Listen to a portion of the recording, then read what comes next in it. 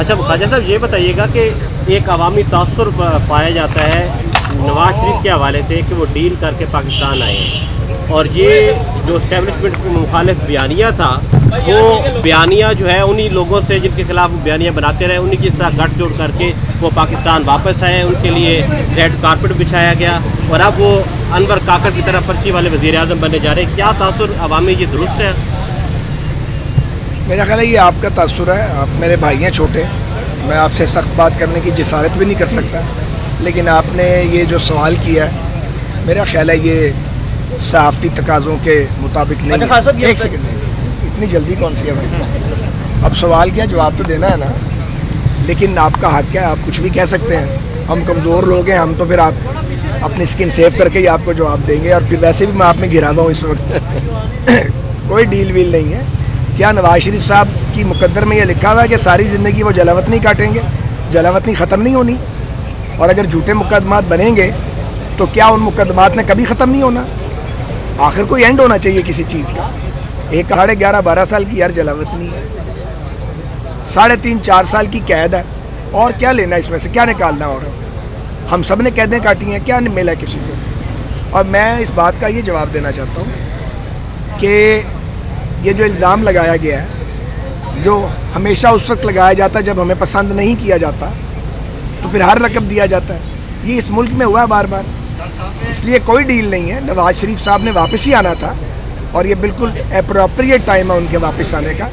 جب وہ گئے تھے وہ شدید بیمار تھے، اور جب ان کا وہاں علاج ہوا ہے پچھلے سال تک، ان کا یہ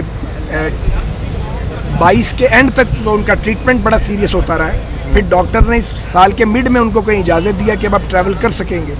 تو ہر چیز کو وقت لگتا ہے، لیکن اگر یہ سب نہ بھی ہوتا تو جو سیاسی قیادتیں انہیں جلاوطنیاں کاٹی ہیں دنیا میں جو تبدیلی لے کے آئے، کوئی پہلی بار ہوا ایسا؟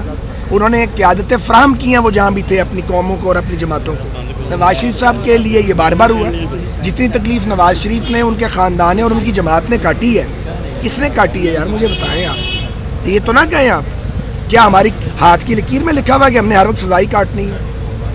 میں 2002 میں نواز شریف صاحب ہمارے ساتھ نہیں تھے، ہم نے الیکشن نہیں لڑا آپ کے سامنے، جنرل مشرف کی حکومت تھی.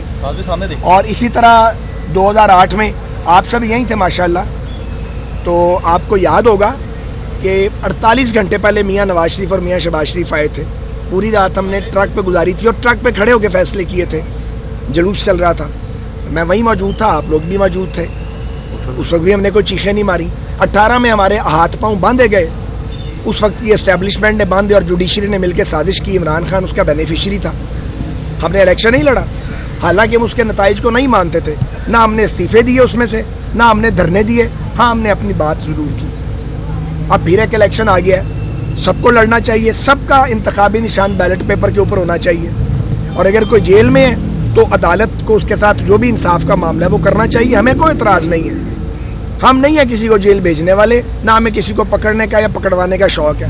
ہم نے میدان میں مقابلہ کرنا ہے. ٹویٹر، فیس بک، سوشل میڈیا کا میدان اور ہے، گلی کا میدان اور ہے. صدر بنایا جا رہا ہے، صدر بنایا جا رہا ہے، اس پر کیا کہنا چاہیں گے؟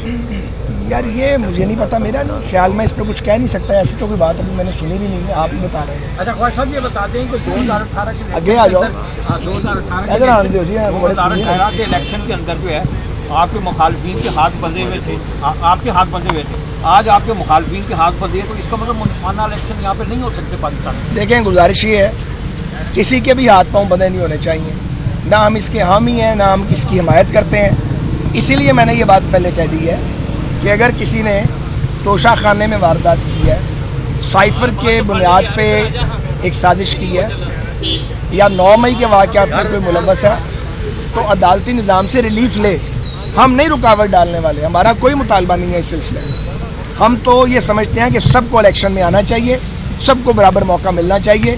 ہم کسی ایسے فیل میں شامل ہیں نہ اس کی حمایت کریں. اچھا خواجہ صاحب یہ فرمائیے گا کہ مسلم لیگ نون پنجاب میں اپنے تمام حلقوں میں، صوبائی اور نیشنل حلقوں میں جو ہے وہ اپنے کینڈیڈیٹ کھڑے کرے گی، یا استحکام پاکستان کے ساتھ جو ہے وہ مسلم لیگ نون کی بی ٹیم اس کو کہا جاتا ہے، اس کے ساتھ جو ہے وہ سیٹ ایڈجسٹمنٹ کی جائے گی؟